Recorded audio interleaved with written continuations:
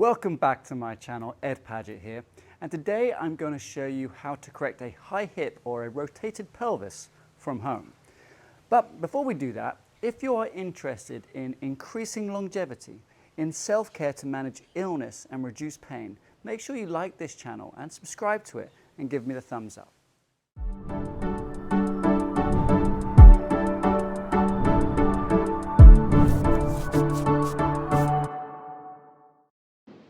Now, a lot of people feel as though their pelvis is shifted or rotated.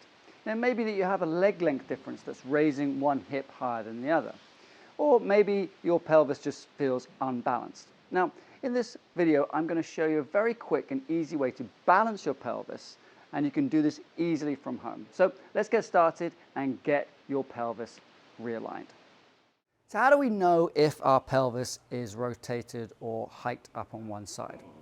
Well, there's two little bones here on the front, and if you put your fingers on the front, they'll be the first bits of bone that you can actually feel.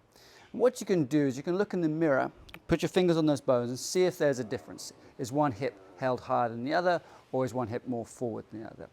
You can also have someone take photographs of you from the side and from the front, and you can see which side you think is rotated or hiked. All right, we're going to use a combination of stretching or mobilization and strength work to create more balance in the pelvis. Now, the first thing you can do is, if you know exactly which side is up and rotated backwards and which side is forward and rotated forwards, you can reverse that rotation. So let's say, for example, this side is rotated down and forwards. I can take a stool down here or a step up here, and I can start to move that back. So I'm going to give you a demonstration up here, and I'll also demonstrate down here in a minute. So what you're going to do is put the rotated side that's forward in front of you here. Now, you can see that my leg is now pushing my hip bone backwards, and this leg here is actually pulling this hip bone forwards. So I'm getting the opposite rotation into my pelvis.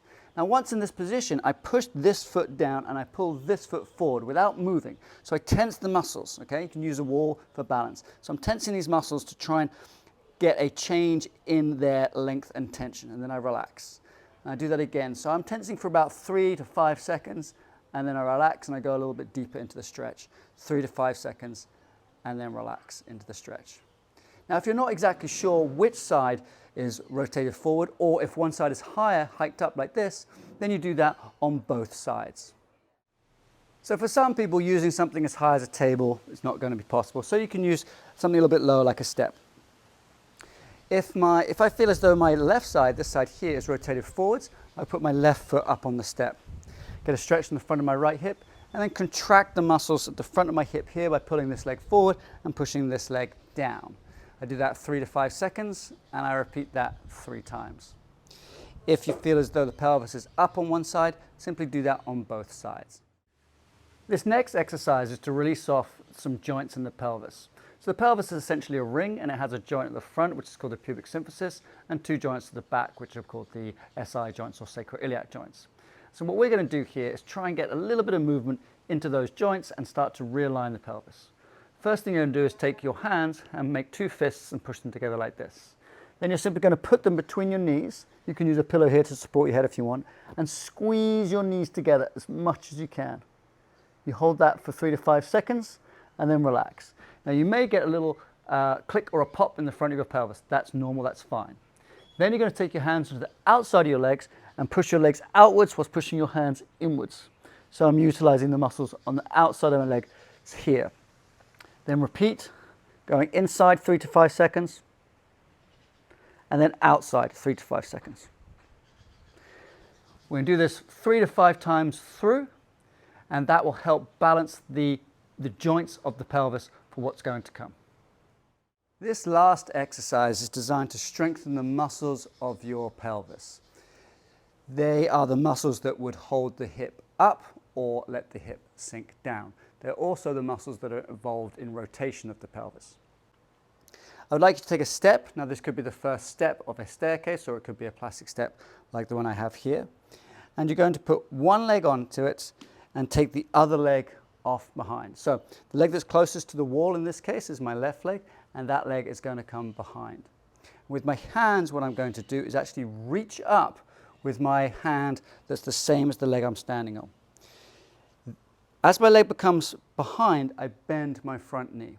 And so we're emphasizing the glutes on my right hip. So I'm up with that hand and then back down. This hand can actually go behind me for a little bit of rotation and a little bit of support here as well. If that doesn't feel comfortable, you can put the hand in front. Okay, I'm going to show you what that looks like from a different view, and you can see how the hip is moving. So I'm dropping down my left hip here to allow the muscles on the right side of my hip to engage, and as I push back up, they contract and strengthen. So it's a stretch and a strengthen. My hand goes up over my head. This one can go behind me or in front, depending on what feels more comfortable. So for me right now, putting it forward feels more comfortable.